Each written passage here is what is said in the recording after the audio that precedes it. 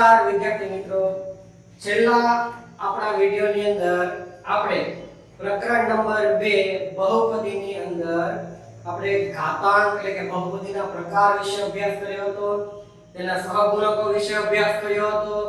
ત્યારબાદ આપણે એની અંદર એકપદી, દ્વિપદી, ત્રિપદી, પછી સુરેખ બહુપદી કોને કહેવાય, દ્વિઘાત બહુપદી કોને કહેવાય, ત્રિઘાત બહુપદી કોને કહેવાય તેનો અભ્યાસ આપણે કર્યો હતો. આજના ટોપિક ની અંદર આપણે સ્વાધ્યાય 2.1 માં દાખલા નંબર 3 એવું કે છે 35 ઘાતાંક વાળી દ્વિપદીનું એક ઉદાહરણ આપો અને 100 ઘાતાંક વાળી એકપદીનું કોઈ પણ એક ઉદાહરણ આપો. તો આપણે આ પ્રશ્ન છે કે તો પહેલો પ્રશ્ન કે છે દ્વિપદી. ધ્યાનથી સમજીએ મિત્રો, આપણે દ્વિપદી એટલે તેમાં બે પદ હોવા જોઈએ. દ્વિપદી કીધું છે આપણે, પણ એની ઘાત કેટલી હોવી જોઈએ તો કે 35, એટલે કે કોઈ પણ ચલ તમે લઈ શકો છો તો એને આપણે બે પદમાં દેખાડવાની છે. ઉદાહરણ તરીકે આપણે પહેલા એને લખીએ, દ્વિપદીનું ઉદાહરણ આપણે લખીએ છે તો કે ભાઈ 4x ની 35 ઘાત ઓછા 25. તો આ દ્વિપદીનું ઉદાહરણ છે. એટલે કે અહીંયા ચલ જે છે, ચલ એક જ આવવો જોઈએ, તેની ઘાત છે એ 35 હોવી જોઈએ અને પદ કેટલા હોવા જોઈએ તો કે 2 હોવા જોઈએ. તો આને આપણે દ્વિપદી કીધું હતું.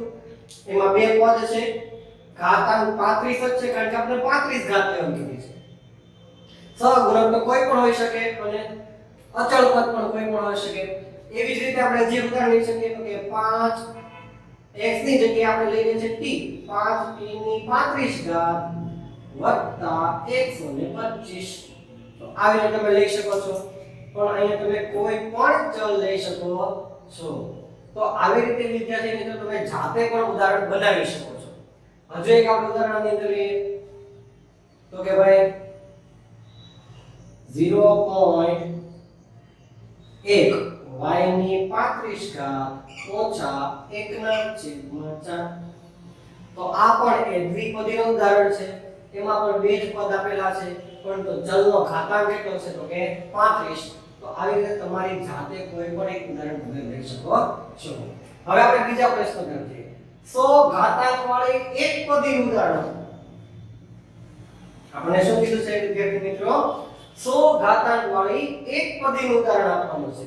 તો જેનો ચલ છે એની ઘાતાંક કેટલી હોવી જોઈએ 100, પણ પદ પાછું કેટલું હોવું જોઈએ? એક જ પદ હોવું જોઈએ. તો આપણે એમાં જો કે પહેલા શરૂઆતમાં લખીએ x ની 100 ઘાત. તો આ એકપદીનું ઉદાહરણ થઈ ગયું. કારણ કે આપણને 100 ઘાતાંક વાળી એકપદીનું કીધું છે, પદ એક જ છે. તો x ની 100 ઘાત લખો એટલે તમને મળી જશે પેલો જવાબ. હજી એક ઉદાહરણ લઈએ તો કે 5x ની 100 ઘાત, અથવા તમે એમ લઈ શકો કે 4t એની 100 ઘાત, અથવા તમે એમ લખી શકો -4 સોરી આપણે લખીએ 4/3 t ની 100 ઘાત. તો આ રીતે તમે કોઈ પણ ચલ અહીંયા x y z એમાંથી કોઈ પણ એક ચલ લઈને તમે એક પદીનો બનાવી શકો છો. એક પદી એટલે માં સરવાળો કે બાદબાકી આવી શકતો નથી. જ્યારે દ્વિપદી કીધું છે આપણને પહેલું ઉદાહરણ, ત્યારે આપણે એને સરવાળા કે બાદબાકીમાં અચળ પદ મૂકેલું છે.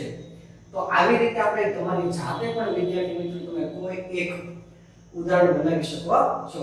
હવે આપણે આની અંદર આગળ આપણે વર્ગીકરણ કરવા માટે જઈ રહ્યા છે કે સુરેખ બહુપદી કોને કહેવાય, દ્વિઘાત બહુપદી કોને કહેવાય અને ત્રિઘાત બહુપદી કોને કહેવાય તેના વર્ગીકરણની ચર્ચા કરીએ.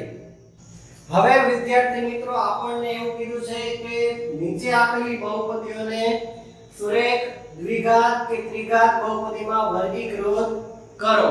એટલે કે આપણને આવી 7 પદાવલીઓ આપેલી છે, તેને આપણે સુરેખમાં, દ્વિઘાત કે ત્રિઘાત બહુપદી છે તેની અંદર વર્ગીકૃત કરવાની છે. તો સૌથી પહેલા આપણે એના ભાગ પાડી દઈએ તો કે ભાઈ વર્ગીકૃત કરવી છે તો આપણે એને અહીંયા લખી નાખીએ કોષ્ટકની અંદર.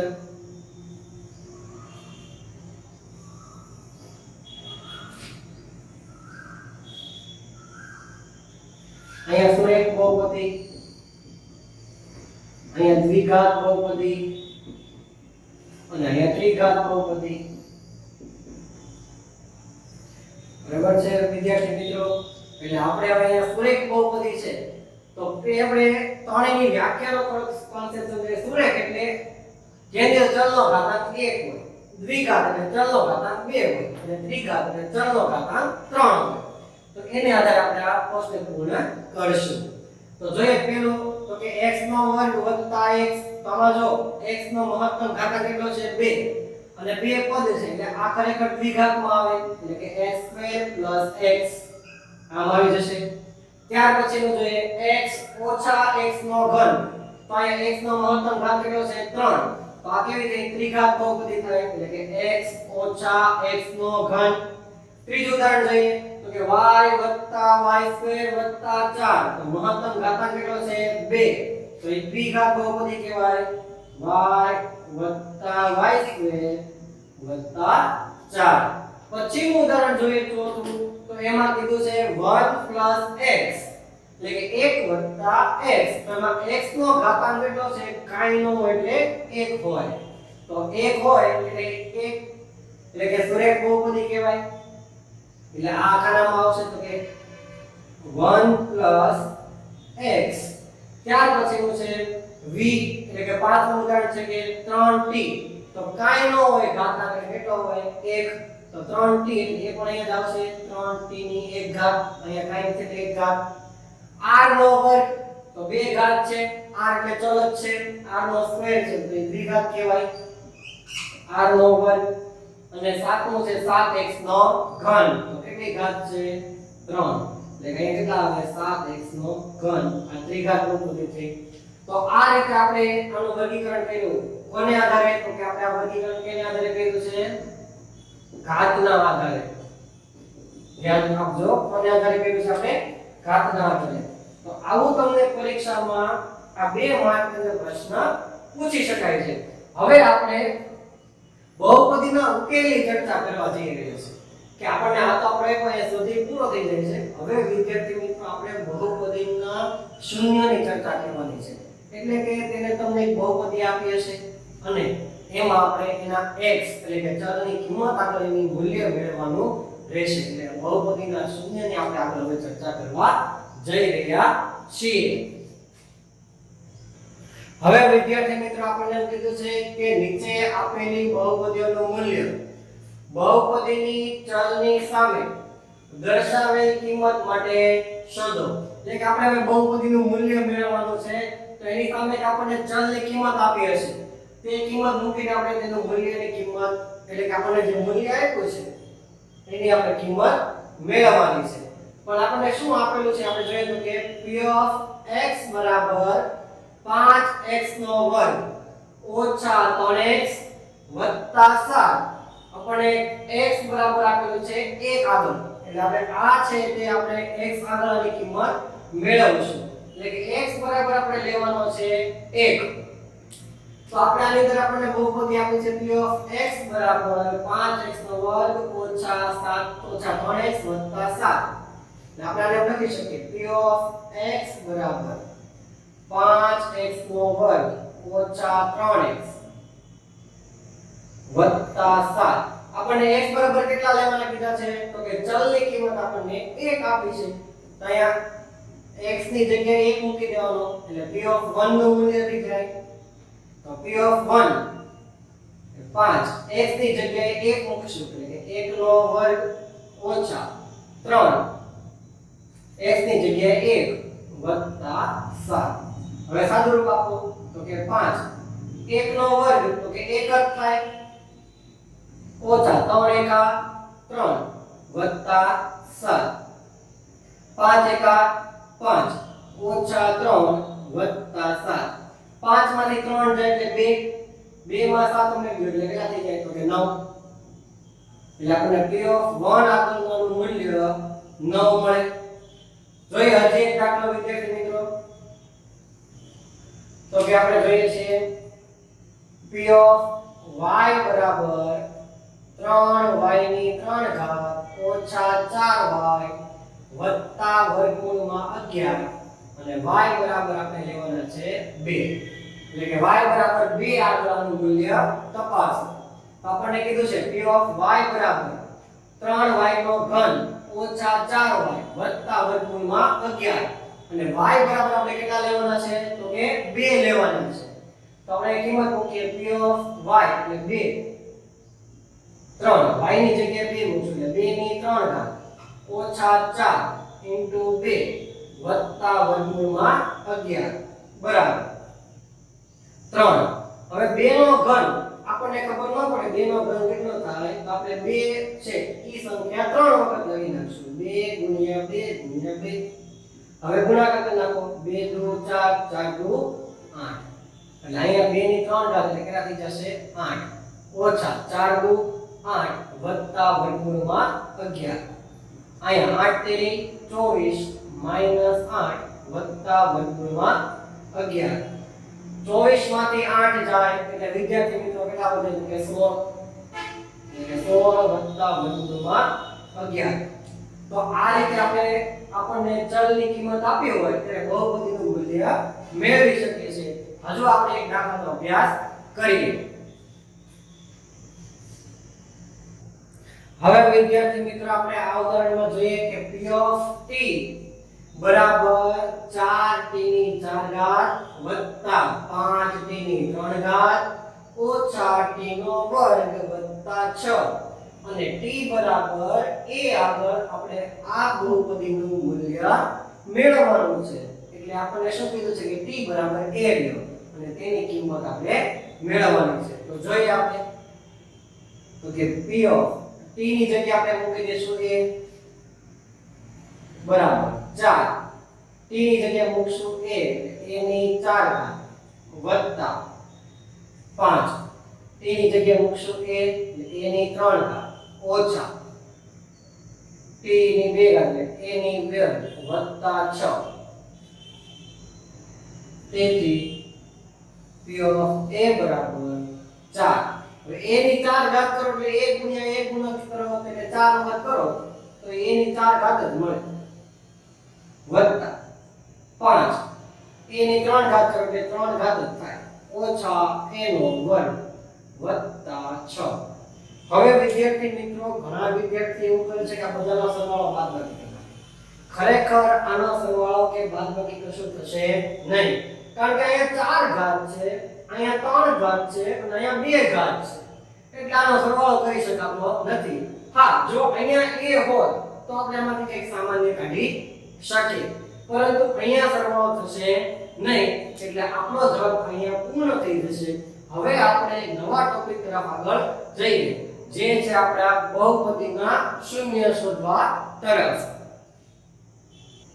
હવે વિદ્યાર્થી મિત્રો આપણને બહુપદીના શૂન્યની ચર્ચા કરવા જઈ રહ્યા છે એટલે આપણો નવો ટોપિક છે કે બહુપદીના શૂન્ય વિશે ચર્ચા કરીએ. એમાં શું કરવાનું હોય તો કે ભાઈ આપણને કોઈ એક બહુપદી આપે છે અને તેના આપણે x ની કિંમત મેળવવાની થશે.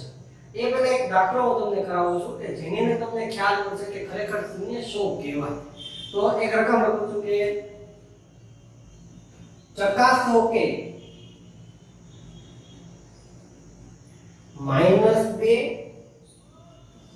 અને 2 એ p of x બરાબર x વત્તા 2 ના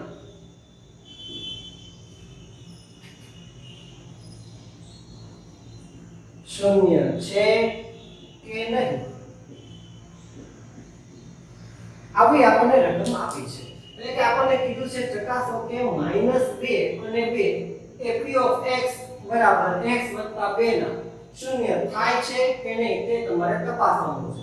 તો કઈ નહીં આપણે હમણાં આગળ દાખલો કર્યો એ રીતે કરવાનો છે. x બરાબર કે આપણે -2 લેશું પછી x બરાબર 2 લેશું.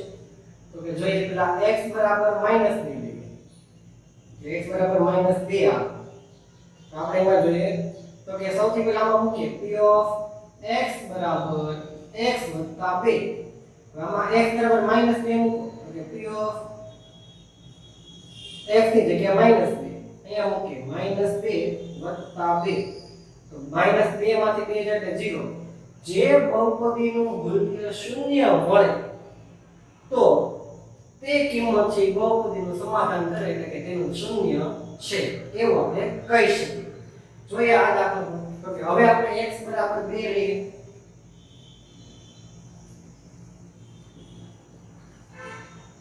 તેથી p of x બરાબર x વત્તા 2 x ના સ્થાને મૂકશું 2 એટલે p of 2 બરાબર 2 + 2 એટલે 4 does not equal to 0 એટલે કે આનું મૂલ્ય છે 0 આવતું નથી એટલે કે આ જો 0 નથી આવતું તો આની પર તેમ કહી શકે કે જે બહુપદીનું મૂલ્ય 0 બને 0 તો તે છે તેનું શૂન્ય છે એટલે એમ કહી શકાય કે -2 એ બહુપદી p of x x + 2 નું શૂન્ય છે અને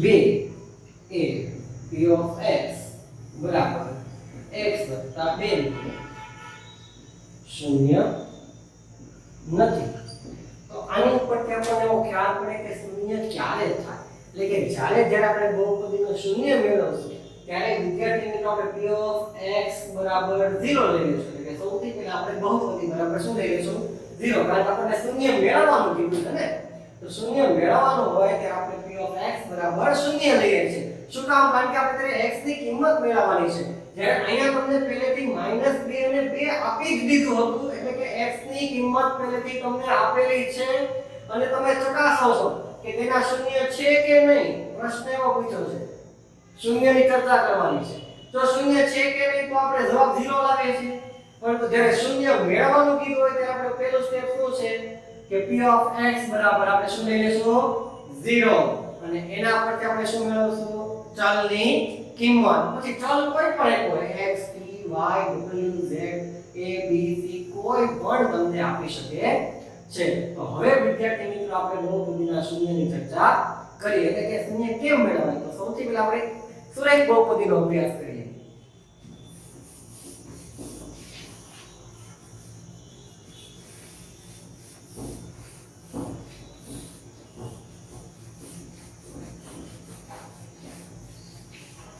રકમ કઈ આપણને આવી આપી હોય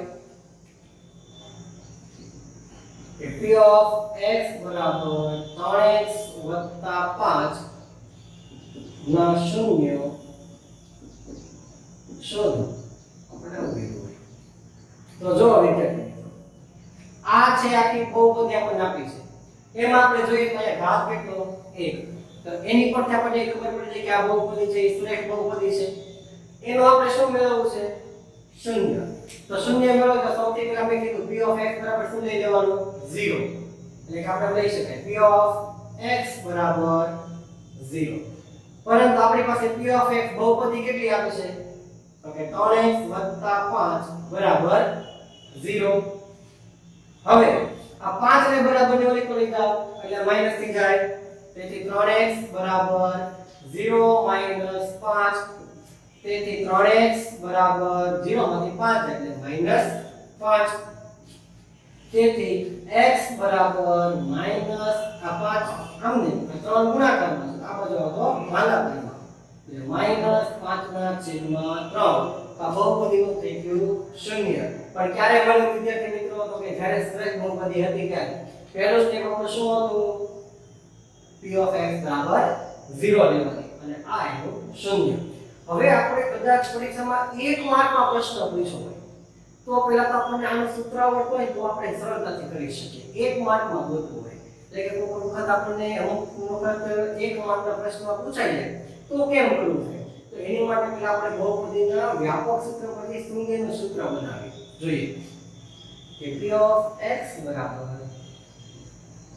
x + b તો આ છે વિદ્યાર્થી મિત્રો બહુપદીનું શું છે વ્યાપક સૂત્ર હવે સૌથી પહેલા આપણો નિયમ શું કહે છે p of x બરાબર 0 લઈ લો આના બરાબર 0 x + b બરાબર 0 b ને ઓલી પર લઈ જાઓ x બરાબર -b આ a ના છેદમાં લઈ જાઓ x બરાબર -b ના છેદમાં a તો આ છે તમારું શું છે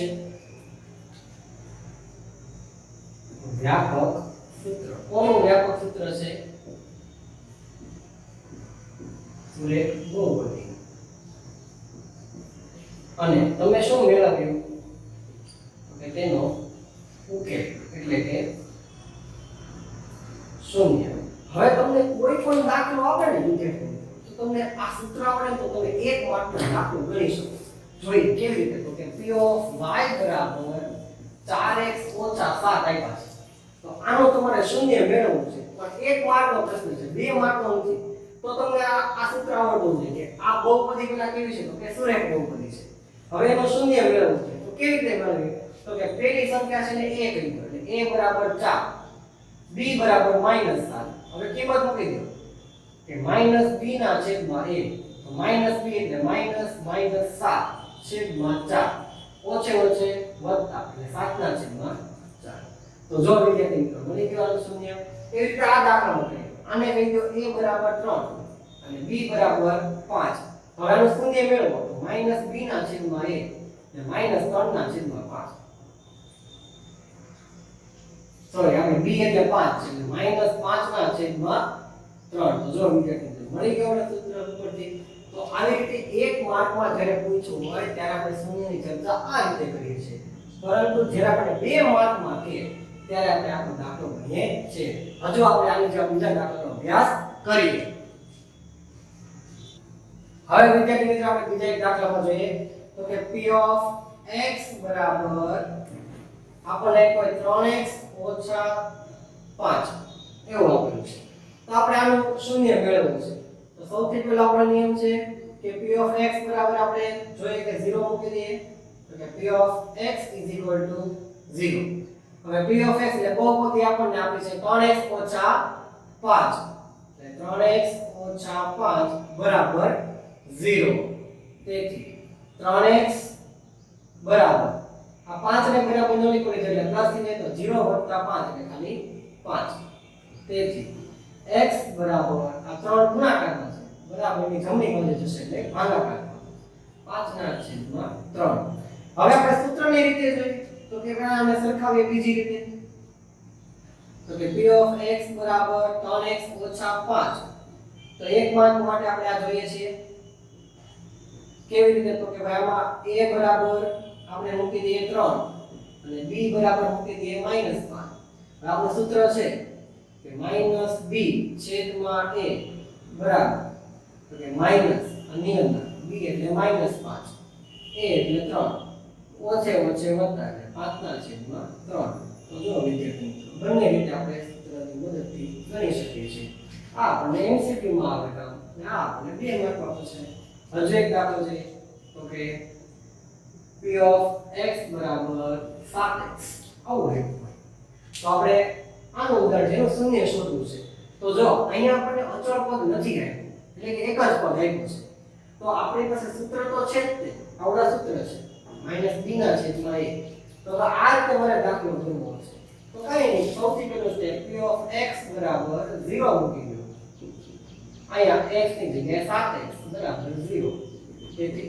x બરાબર આના છેદમાં લઈને 0 ભાગ્યા 7 એટલે હંમેશા શું આવે 0 હવે જ્યારે હું તમને ટ્રીક શીખવાડું કે જ્યારે તમને ખાલી એક જ પદ આપ્યું હોય અને અચળ પદ ન આવ્યું અને એમાં પણ પછી સુરેખ બહુપદી હોય શું કહું છું ખાલી એક જ પદ આપેલું હોય અચળ પદ ન આપ્યું હોય અને માત્ર સુરેખ બહુપદી આપી હોય એટલે કે અચળ પદ 0 આપ્યો હોય ત્યારે એનું શૂન્ય હંમેશા 0 જ મળશે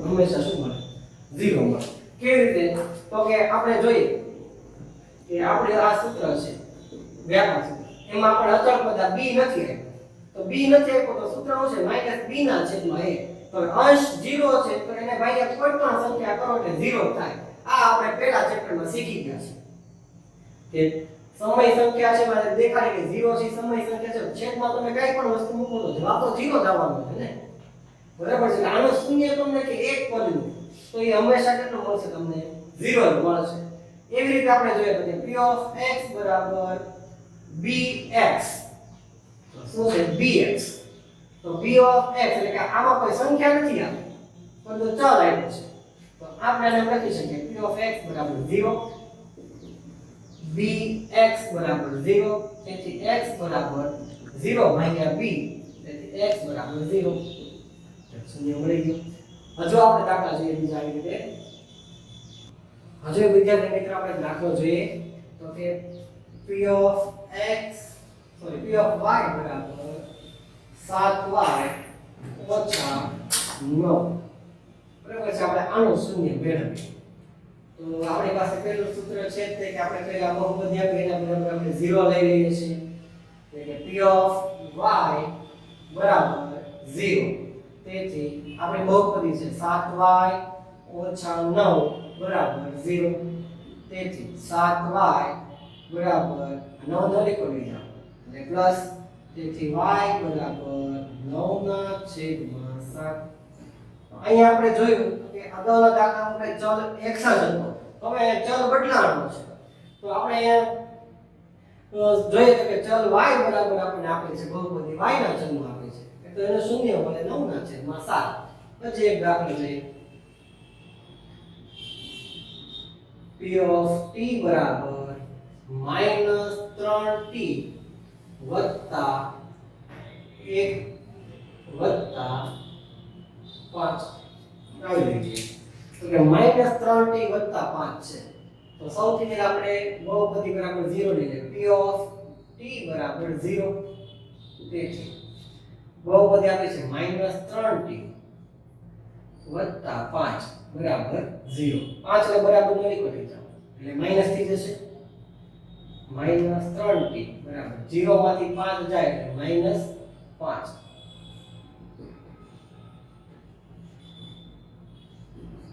આ રીતે થઈ જશે. હવે આ -3 છે આના છેદમાં લઈ જાઓ, પરંતુ બે બાજુ માઈનસ માઈનસ છે તો દૂર થઈ જશે એટલે આપણે એમ લખી શકીએ 3t બરાબર 5. તેથી t બરાબર 5 ના છેદમાં 3. તો આપણને આ બહુપદી છે t ના સ્વરૂપમાં આપી છે. તો આપણે આ રીતેનો દાખલો ગણ્યો. તો આવી રીતે વિદ્યાર્થી મિત્રો આપણે બહુપદીના શૂન્ય મેળવી શકીએ છીએ. હવે પછીના જ્યારે આપણે લેક્ચરમાં મળશું ત્યારે આપણે સ્વાધ્યાય 2.2 નો અભ્યાસ કરશું અને આ વિડિયોના અંતે તમને આવા પ્રેક્ટિસ માટેના થોડા દાખલા મળી જશે. થેન્ક યુ વિદ્યાર્થી મિત્રો.